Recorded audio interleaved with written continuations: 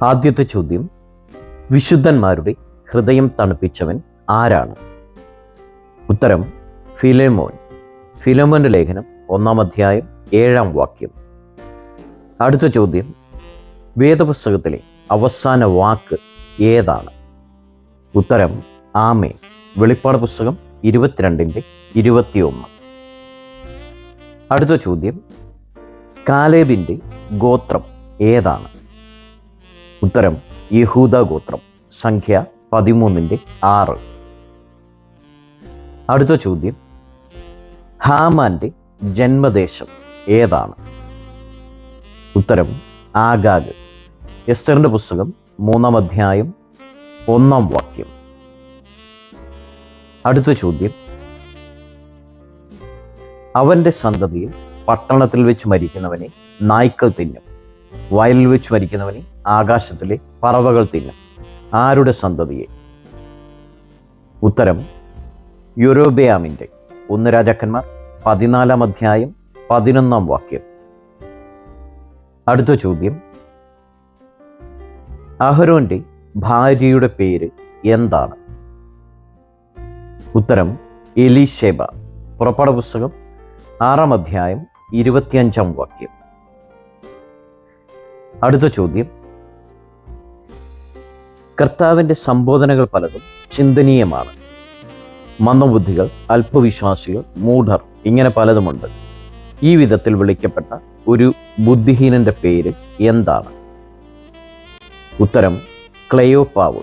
ലൂക്കോസ് 24:25. അടുത്ത ചോദ്യം, 4 പേർ ഓടി 3 പേർ എത്തി, എവിടെയാണ്?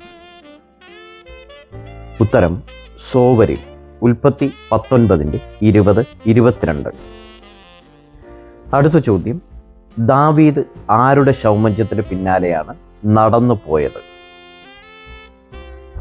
ഉത്തരം അബ്നേറിന്റെ. 2 ശമൂവേൽ 3-ാം അധ്യായം 31-ാം വാക്യം. അടുത്ത ചോദ്യം, ദുഷ്ടത ദുഷ്ടനിൽ നിന്ന് പുറപ്പെടുന്നു, ഇത് ആരുടെ വാക്കുകളാണ്? ഉത്തരം ദാവീദിന്റെ. 1 ശമൂവേൽ 24:13. അടുത്ത ചോദ്യം, മറിച്ചിടാത്ത ദോശയെന്ന് ഹോശയെ വിശേഷിപ്പിച്ചത് ആരാണ്? ഉത്തരം എഫ്രയീമ്യർ. ഹോശയുടെ പുസ്തകം 7:8. അടുത്ത ചോദ്യം, മുള്ളും പറക്കാരയും ഉപയോഗിച്ച് ഒരിക്കൽ ഒരാൾ സുക്കോത്ത് നിവാസികളെ ബുദ്ധി പഠിപ്പിച്ചു, അത് ആരാണ്? ഉത്തരം ഗിദയോൻ. ന്യായാധിപന്മാരുടെ പുസ്തകം 8-ാം അധ്യായം 16-ാം വാക്യം.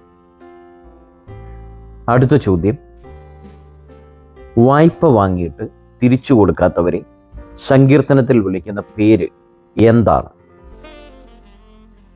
ഉത്തരം ദുഷ്ടൻ.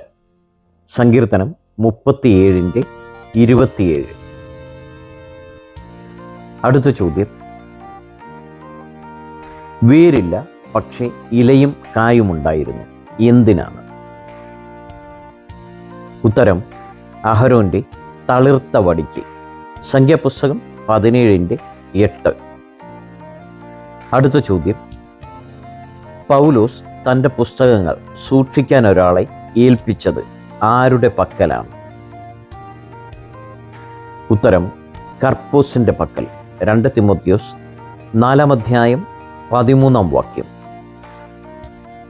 അടുത്ത ചോദ്യം, വാങ്ങുന്നവന് അത് രത്നമായി തോന്നും, അത് ചെല്ലുന്നിടത്തൊക്കെയും കാര്യം സാധിക്കും, ഏതാണ്? ഉത്തരം സമ്മാനം. സദൃശ്യവാക്യം 17-ാം അധ്യായം 8-ാം വാക്യം. അടുത്ത ചോദ്യം,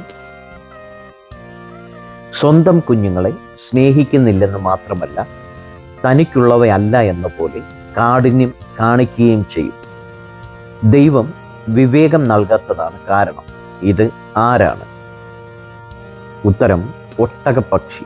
യോബിന്റെ പുസ്തകം 39:6.